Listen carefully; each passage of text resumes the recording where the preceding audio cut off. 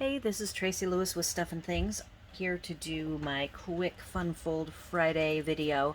I already gave you a sneak peek of the card if you watched my part 2 Create With Me using Hydrangea Haven bundle yesterday. So today is Fun Fold Friday, and I am going to reveal the card. It's an inspiration card that I received, I believe I said, at a Stamp Camp card swap. It is a Halloween card, and it looks all fun and big and fancy, and then you open it up and that's the inside. I just love it. So it's not really, to me, a fancy fold. It is a fun fold. So I took the dimensions, and how I did this card, I'm gonna move up the camera here, so hopefully it won't be too close to see what's going on. And whoops, I've got to tighten my thing. I'm gonna stop and be right back. Okay, I am back. I got the trimmer out. I moved the camera up. So you take your base. It is a tent base. I suppose there's no reason why you can't turn it to be this way, right? But for the cutting, you take your trimmer, and I don't have, this is the trimmer to do this with. The mini trimmer doesn't work. Any kind of a big trimmer, you're not gonna, I mean, maybe a big trimmer would work, but this is the trimmer. This is the new Stampin' Up trimmer, and it is the best for doing what I want to be doing now. I'm going to go to the 1 inch, like so. I can see my line for the fold. I close it. I make sure both the score and the cut are up at the top. I close it, and it has a little bit of a click. If you have one of these, you've probably already figured that out, but we like that click that tells me everything's in place. I am going to cut. There is a little line right here on both sides, and my goal is to stop at this seam where the fold is, lined up with that line.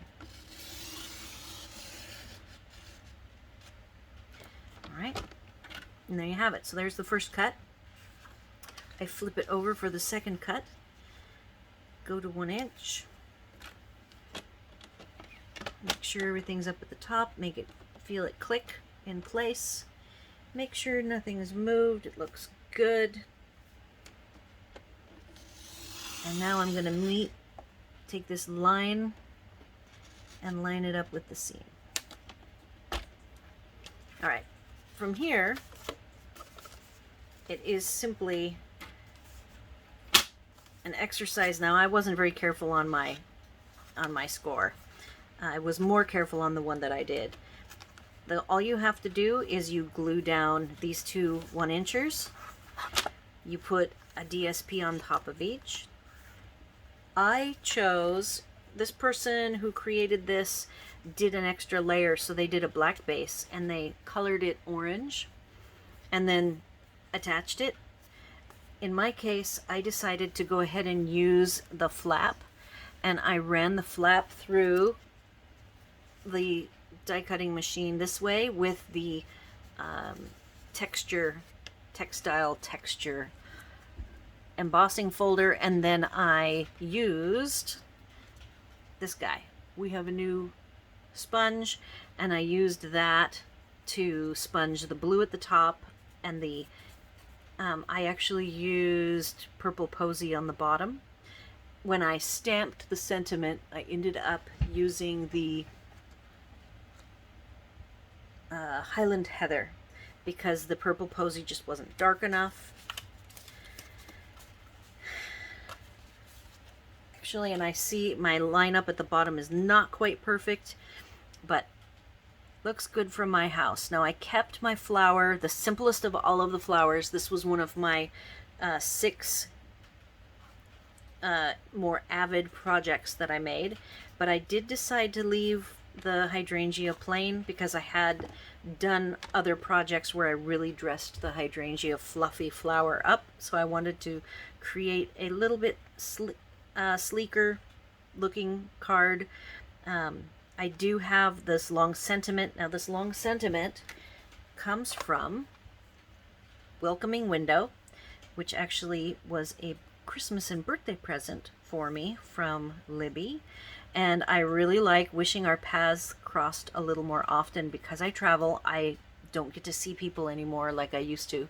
And so our paths most of the time don't cross at all. We just communicate through, you know, Facebook, email, texting, and sharing our cards.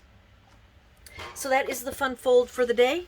If you have any questions, post them on the YouTube or on my blog. I will have all the supplies used on my blog article, and hopefully I will keep up with these fun folds.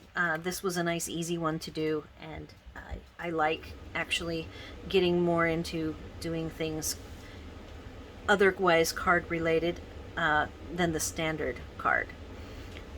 And have a great day, and thanks for watching.